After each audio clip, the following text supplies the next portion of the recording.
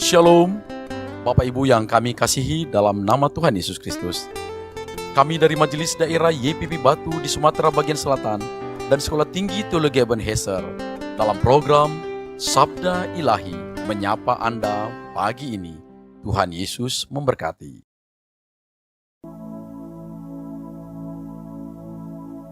Hormat bagi Allah Bapa, hormat bagi anaknya, hormat bagi Roh penghibur ketiganya yang esa. Haleluya, haleluya, ketiganya yang esa. Shalom pendengar setia Sabda Ilahi. Hari ini mari kita merenungkan sebuah kebenaran dalam satu tema, persekutuan yang agung dengan Allah Tritunggal. Sebagaimana dinyatakan dalam Yohanes 4 ayat 16, Allah adalah kasih, dan barang siapa tetap berada dalam kasih, ia tetap berada di dalam Allah, dan Allah di dalam dia. Amin. Ayat ini mengungkapkan rahasia persekutuan kita dengan Allah. Persekutuan yang begitu mendalam yang ditopang oleh kasih ilahi dan termanifestasi melalui Allah Tritunggal, Bapa, Anak, dan Roh Kudus. Kita yang berada di dalam Allah adalah umat pilihan yang menikmati sebuah persekutuan dengan Allah Trinitas. Sebab Allah adalah kasih, dan kasih Allah yang sempurna itu melimpahi anugerah kekal kepada kita, manusia yang dipilih olehnya sejak semula. Pertama-tama, kita harus tahu persekutuan ini dimulai dengan kasih Bapa. Allah Bapa dalam kasih kekalnya memilih kita sebelum dunia dijadikan. Dia mengutus putranya untuk menebus kita, agar kita dapat dibawa kembali ke dalam hubungan yang benar dengannya.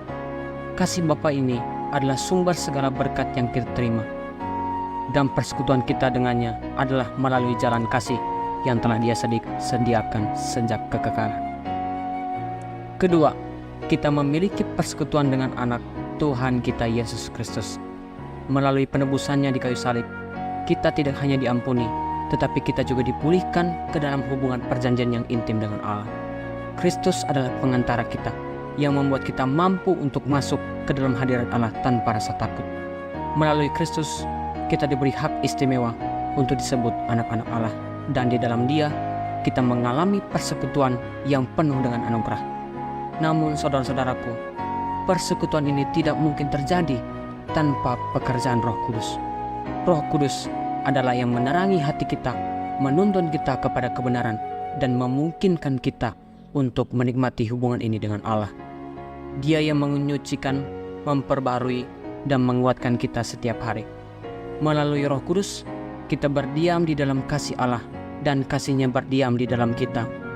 Carilah waktu khusus setiap hari untuk berdoa dan bersekutu dengan Allah Tritunggal.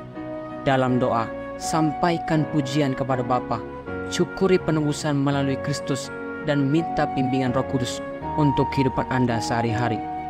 Ini akan memperdalam hubungan pribadi Anda dengan Allah. Luangkan waktu untuk merenungkan dan memahami karya penebusan Kristus. Pahami betapa dalam kasih-Nya dan betapa besar pengorbanannya.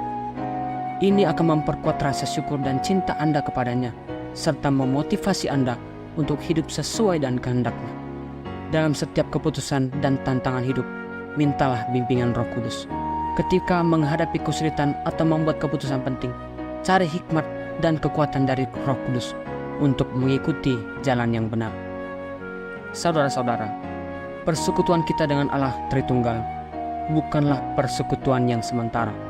Ini adalah kehidupan yang kekal, kehidupan di dalam kasih yang sempurna dan kudus.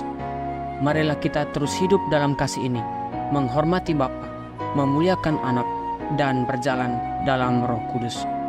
Persekutuan ini adalah berkat terbesar yang kita miliki, dan melalui persekutuan ini kita dibentuk untuk menjadi semakin serupa dengan Kristus, hingga pada akhirnya kita akan menikmati persekutuan penuh dengan Allah selama-lamanya.